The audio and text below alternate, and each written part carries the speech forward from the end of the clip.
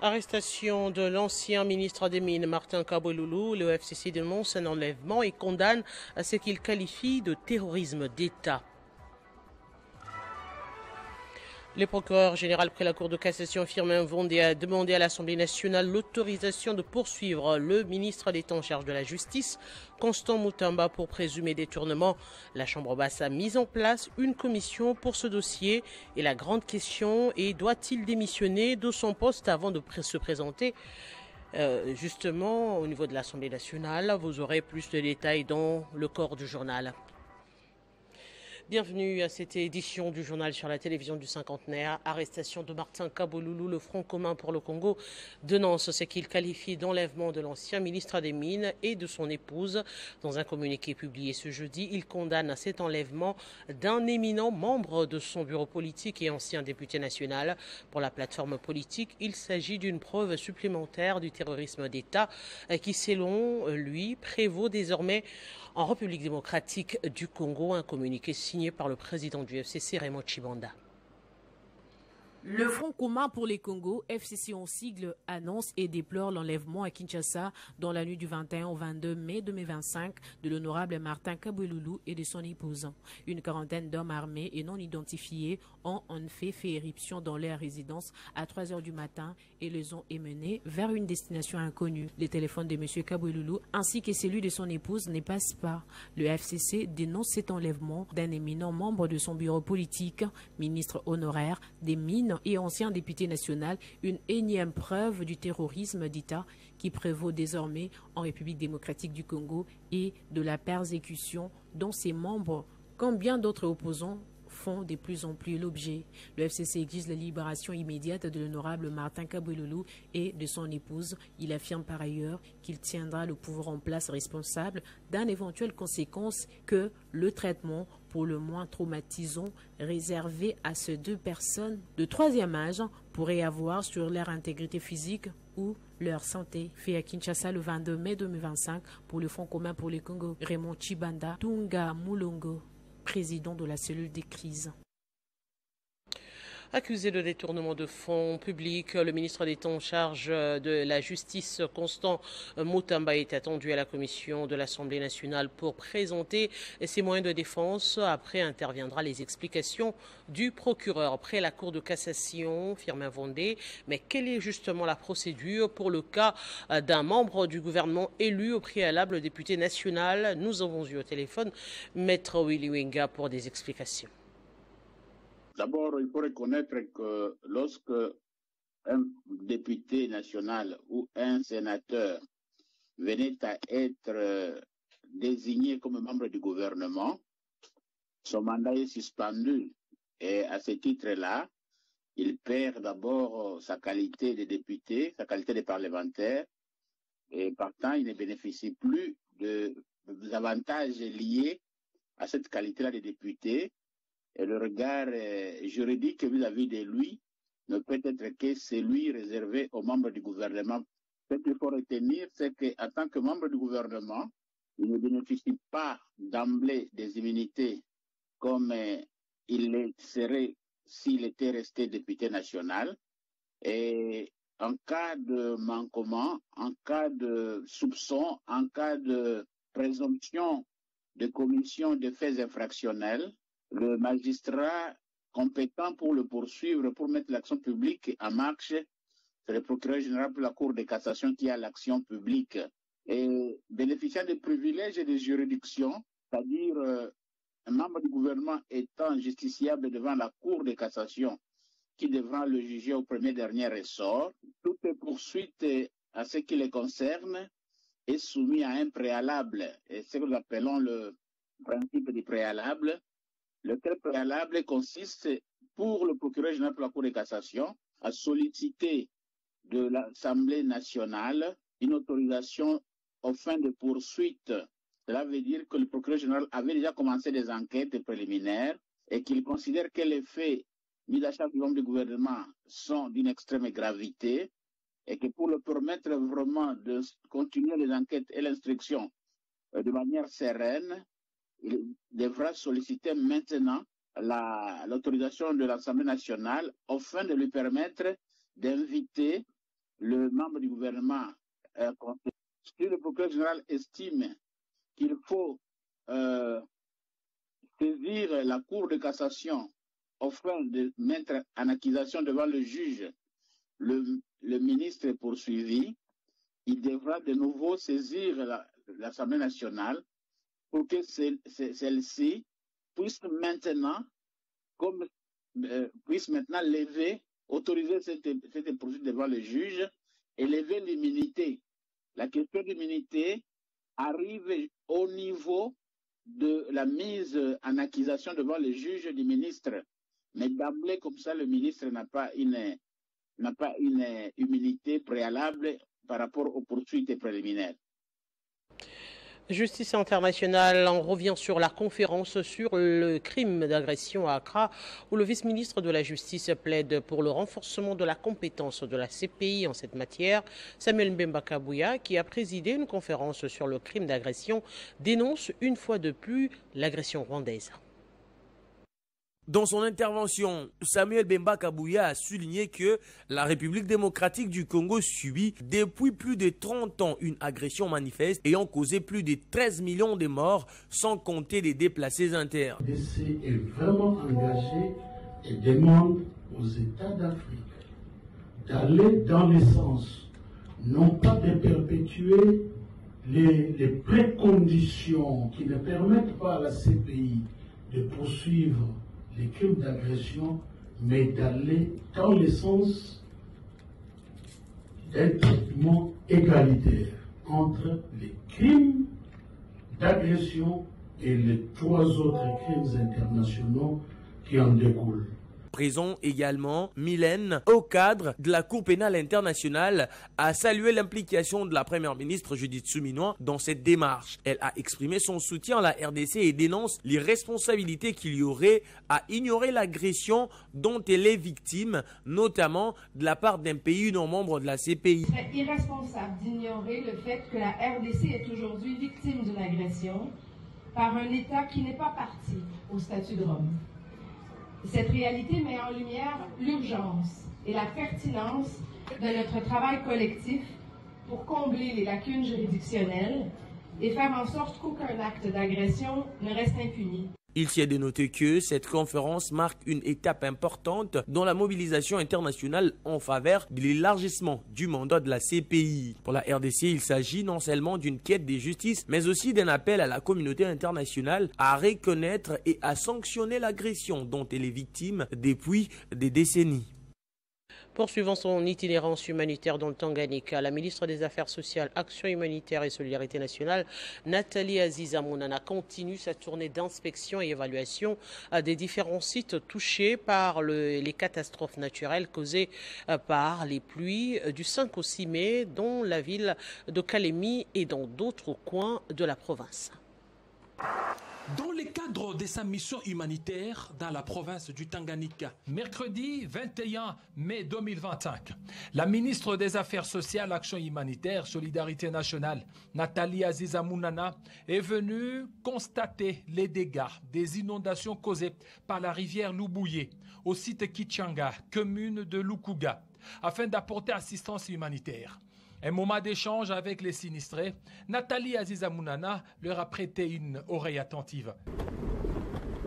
Deuxième site, Camp Kalendouloa, commune de Kalemi. Ici, Nathalie Aziza Mounana veut s'imprégner dans quelles conditions sociales étudient les élèves de l'épée Kalemi-Lac. Constat, ces élèves apprennent dans des conditions d'extrême difficulté, comme relate l'un des encadreurs. Les élèves que j'ai, ce sont des élèves des sinistrés, des inondations de lac Tanganyika. Au camp Kalendouloa, où plusieurs victimes des débordements du lac Tanganyika sont installées, l'on compte 5000 personnes vivant dans des conditions humanitaires difficiles, sollicitant par ailleurs l'implication de Nathalie Aziza Mounana.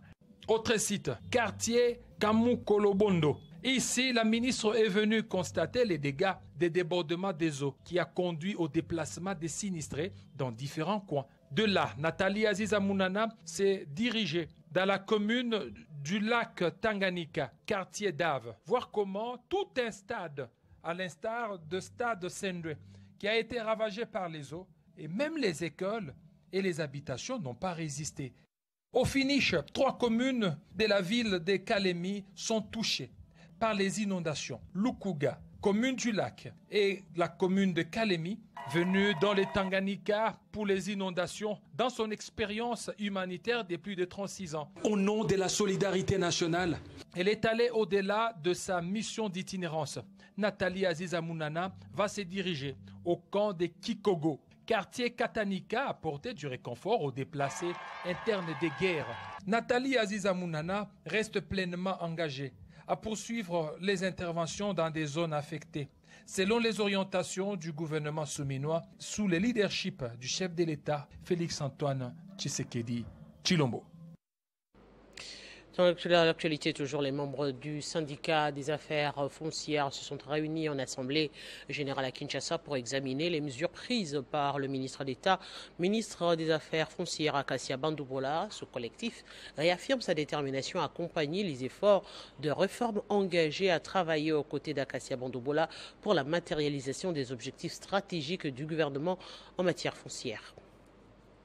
Nous saluons la clarté et la fermeté de l'exposé qui rappelle les fondements légaux de l'action gouvernementale en matière foncière, notamment la nécessité de préserver le domaine public de l'État. En tant que syndicat des affaires foncières, nous réaffirmons notre détermination à accompagner les efforts de réforme engagés et à travailler aux côtés de Madame la ministre d'État en charge des affaires foncières pour la matérialisation des objectifs stratégiques du gouvernement en matière foncière. Les gens des affaires foncières attendent par ailleurs la mise en œuvre effective des engagements pris par Madame la ministre d'État relatifs à l'amélioration de leurs conditions de travail ainsi qu'à l'octroi des avantages alignés succès accordés aux autres agents de l'État. Il demeure également dans l'attente de la confirmation officielle de la prime spécifique qui leur est destinée. Nous exprimons notre profonde gratitude au chef de l'État, son Excellence, M.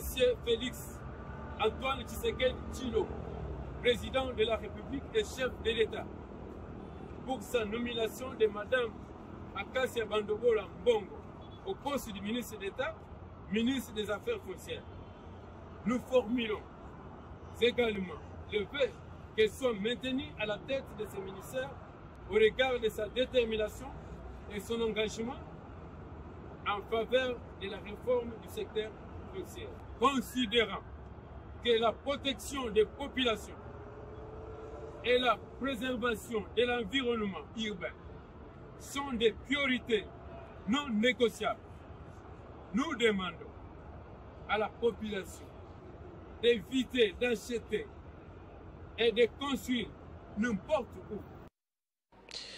Et dans un contexte marqué par les inondations récurrentes aux conséquences humaines et matérielles lourdes, le gouverneur de la ville de Kinshasa, Daniel Bumba Lubaki, a reçu mercredi un rapport des conclusions et des recommandations élaborées par le Bureau d'études pluridisciplinaires. Cette initiative vise à poser les jalons d'une politique efficace dans la lutte effrénée de la capitale congolaise contre les inondations, des éboulements et glissements de terrain, notamment dans les zones sensibles comme celle de la rivière Njili, et qui est sortie violemment de son lit en mois d'avril dernier.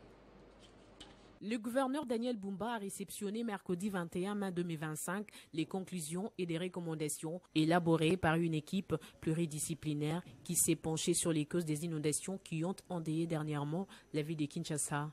Ingénieurs, urbanistes, architectes et géographes du bureau d'études Urbaplan ont un an recensé les causes et proposé des mesures concernant le drainage, le ramassage des déchets dans la rivière d'Njili et la déclaration des zones non constructibles.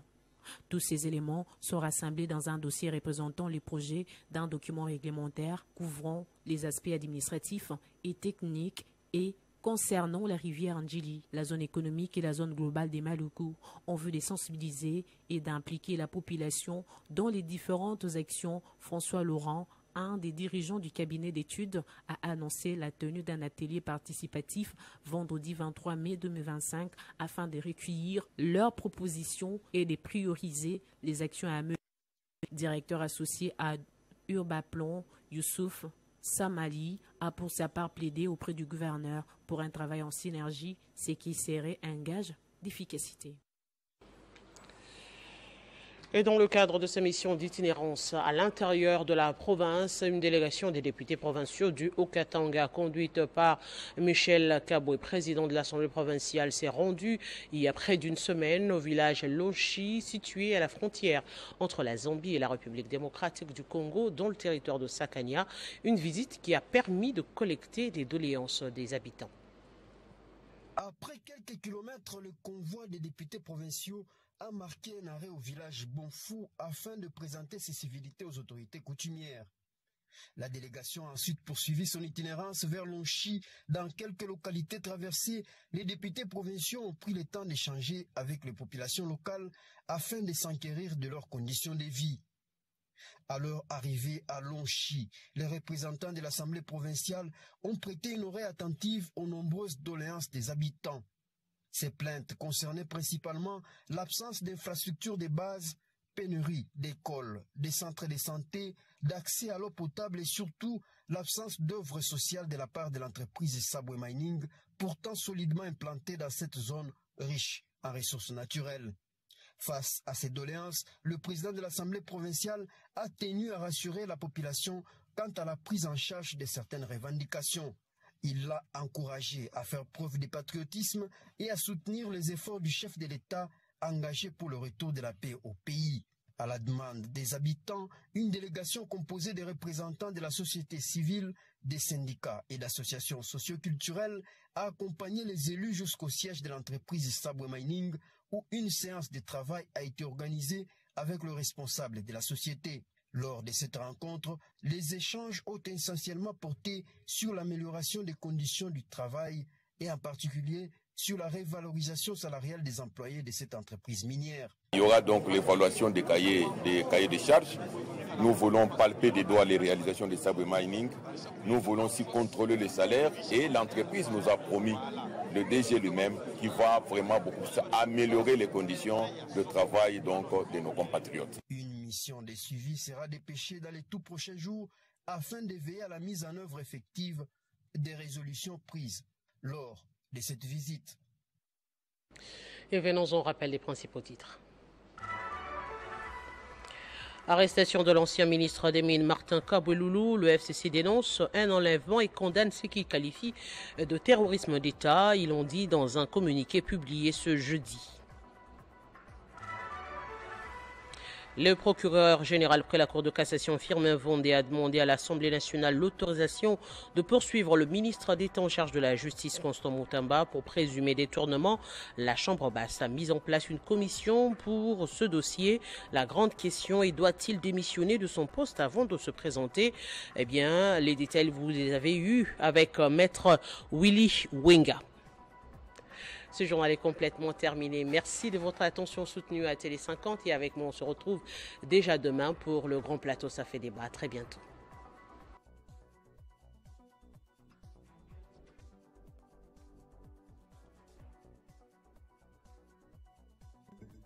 Retrouvez toute l'actualité en continu sur www.tele50.cd.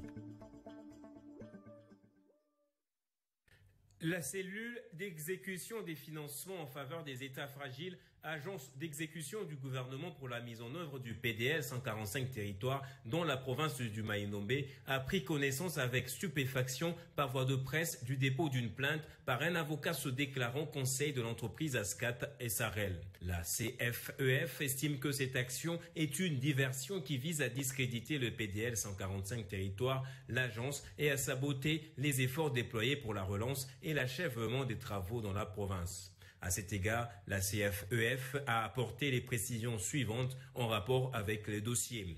D'abord, la signature le 25 octobre 2022 de 4 contrats avec le groupement d'entreprises solidaires ASCAT SARL et SPPE SARL concernant l'exécution de travaux de construction et d'équipement de 65 ouvrages, incluant 37 écoles primaires, 24 centres de santé et 4 bâtiments administratifs répartis dans les territoires d'Inongo, Kutu, Mouchi et Yumbi dans la province du Maïndombe.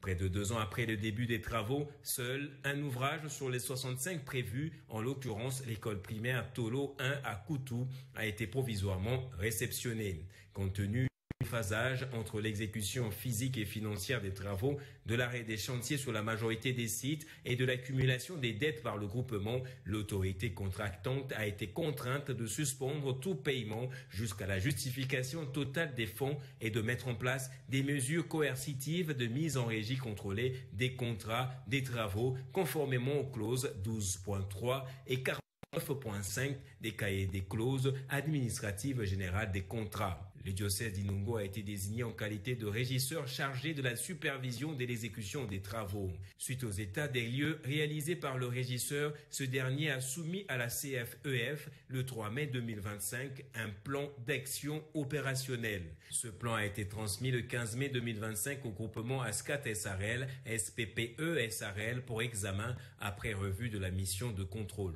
À la surprise générale de toutes les parties prenantes, l'entreprise ASCAT SARL, se désolidarisant de l'autre membre du groupement et en violation de l'accord de groupement, a initié une action en justice frisant la diffamation au lieu d'opposer au régisseur des arguments techniques.